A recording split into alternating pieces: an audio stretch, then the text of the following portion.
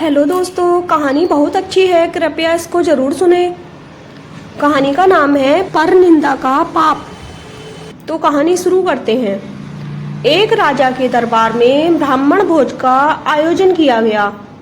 56 भोग महल के खुले दरबार में बनाए गए। उसी वक्त अनजाने में एक हादसा हो गया। खुले में पक रही रसोई के ऊपर से एक चील अपने पंजे में जिंदा सांप दबोचकर निकल रही थी। सांप ने चील के पंजों से छुटकारा पाने के लिए फुफकार भरी और साथ ही जहर उगला। उसके मुख से निकली जहर की कुछ बूंदें पाकशाला में पक रही रसोई के व्यंजनों में गिर गई। जहरीले भोजन के खाने से सभी ब्राह्मण काल के काल में समा गए। जब राजा को इस बात का पता चला तो ब्रह्म हत्या के पाप ने उसको दुखी कर डाला। ऐसे में सबसे ज्यादा मुश्किल खड़ी हो गई यमराज के लिए कि आखिर इस पाप का भागी कौन है और ब्रह्म हत्या के पाप के लिए किसको दंड दिया जाए।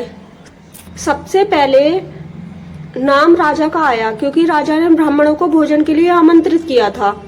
यमराज के मन में दूसरा नाम आया रसोइये का, जिसने ब्राह्मणों के लिए महाप्रसाद तैयार किया था। तीसरा ख्याल चील का आया, जो सांप को पकड़कर ले जा रही थी। और सबसे अंत में यमराज ने सांप के पाप पर विचार किया। लंबे समय तक यमराज निर्णय की स्थिति में रहे कि आखिर ब्रह्म हत्या का दंड किसको दिया जाए। घटना के थोड़े समय के बाद कुछ ब्राह्मण राजा से मिलने के लिए उसके महल में जा रहे थे। तभी एक ब्राह्मण ने एक महिला से महल का रास्ता पूछ लिया।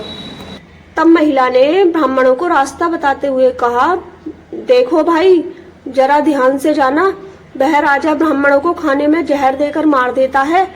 जैसे ही महिला ने यह बात कही, यमराज ने फैसला कर लिया कि मृत ब्राह्मणों के पाप का फल इस महिला के खाते में जाएगा और यह दंड को भोगेगी।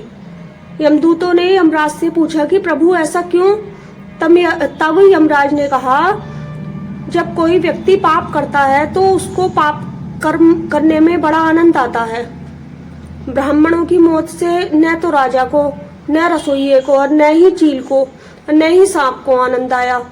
ये सभी इस अपराध से अनजान भी थे।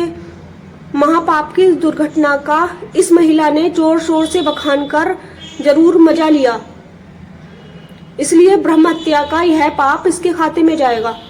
तो दोस्तों, अक्सर हम यही सोचते हैं कि हमने कोई बड़ा पाप नहीं किया है, इसके बावजूद हमको किस बात का दंड मिल रहा है। यह दंड वही होता है जो हम परनिंदा का पाप करके संचित करते रहते हैं। तो दोस्तों, आपको ये कहानी कैसी लगी कृपया कमेंट करके बताएं और लाइक शेयर भी जरूर करें। Thank you for watching.